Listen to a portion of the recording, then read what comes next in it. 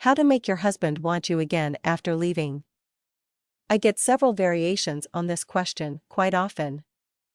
Sometimes, the person writing, usually the wife, has left their spouse and decides that this was a huge mistake. They wish that they could take this all back and return home to save the marriage. They want to know how to undo the damage that has been done. Other times, I hear from the spouse who was left. Again, this is usually a wife whose husband has left her. She usually wants to know how to lure or get her husband to change his mind and come back home. But, she doesn't want to stoop to groveling or appearing needy and helpless. She wants for her husband to want her back, but she wants for this to be sincere and to be for the long term so that she has long-term success and is able to save the marriage. In the following article, I will address this subject for both the spouse who has been left and for the spouse who was the one who made the decision to leave. Having one person leave the home does not need to be a permanent thing that can't be undone, but, at least in my opinion, there's a right way and a wrong way to go about fixing this. I will discuss this more in the following article. If you left your spouse, but want to return home in a positive way, as I said, sometimes I will hear from a wife who, in desperation, left the home hoping that the husband would wake up and improve the situation. But, somewhere along the way, they change their mind and figure out that this may have been a very bad idea. However, they don't want to appear to be indecisive or weak and to just ask or plead to come home. So, they want to know how to go about this. In my own experience, I feel like returning home, when you were the one who made the decision to leave, usually works best if it's a gradual process. It's not always the best idea to just announce that you're abruptly coming home, especially if no real and lasting improvements have been made.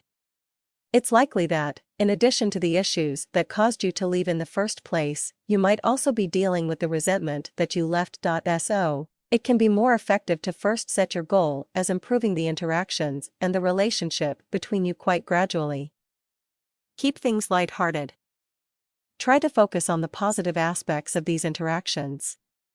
At first, focus on light-hearted exchanges and laughter rather than trying to solve all of your problems and then to hurry home.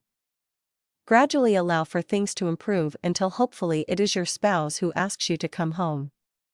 Ideally, you should try to set it up so that they are the one broaching the subject. This might be a bit of a process, but it's better to wait until both people are on board rather than to rush it and then to ultimately not be successful. If your husband left you and you want for him to want you back and come home, in this situation, in addition to the issues that made him leave in the first place, you likely also have some perception problems. Right now, your husband may think that his life is better away from you rather than with you. He might also feel that things aren't likely to or just won't change, or that the two of you aren't likely to patch things up. You'll need to eventually address all of these perceptions, but you shouldn't try to do it all at once. As I said before, you'll have a better chance of long-term success if you allow for things to gradually but decidedly unfold. Since you likely won't have unlimited access to him, you really should try to make every interaction count. If there's some underlying anger or awkwardness that's going to prevent this, you'll usually be better off addressing and eliminating this right away. Although you might well feel angry, resentful, or scared, it's usually going to be advisable to limit the negative emotions or those that will elicit negative results in him. This is all part of changing the perceptions. You might want to tell him that you understand that he needs some space and that you agree that you, yourself, could use this also. It also helps to tell him that you just want for the two of you to be happy rather than miserable people and you're not going to harp on things that might keep this from happening. This doesn't mean backing down or appearing desperate. It just means stating the fact that you don't want to move backward and be miserable. This can be a hard sell. I realize that. But it's very important. Because it allows for you to have access with someone who isn't completely guarded and who is not listening. He must not be reluctant because he thinks that you're going to constantly try to change his mind or to elicit negative feelings. If he thinks that you're on board and only wants his happiness, then he will give you more access to him. During this access, it's very helpful to show him the best version of yourself. You want to show him the strong, confident, and happy-go-lucky part of yourself that is going to bring about positive instead of negative emotions in him. Here's something that few people really understand. People are most attracted to other people because they make them feel good about themselves. Always remember this. Resist the urge to guilt, nag, or engage.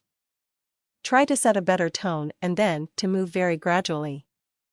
If he feels guilty or awkward around you, then he's not going to want to keep moving forward, and, at the end of the day, you want for him to begin to initiate the contact. This can seem risky, but you really want for this to be mutual and lasting so that you don't find yourself right back in this same position in a few months or so. Eventually, you will need to address the issues that caused him to leave in the first place. But, in the beginning, you really just want to focus on re-establishing a connection and improving the interactions and relationships so that you will be at a place where you can eventually address the more serious issues.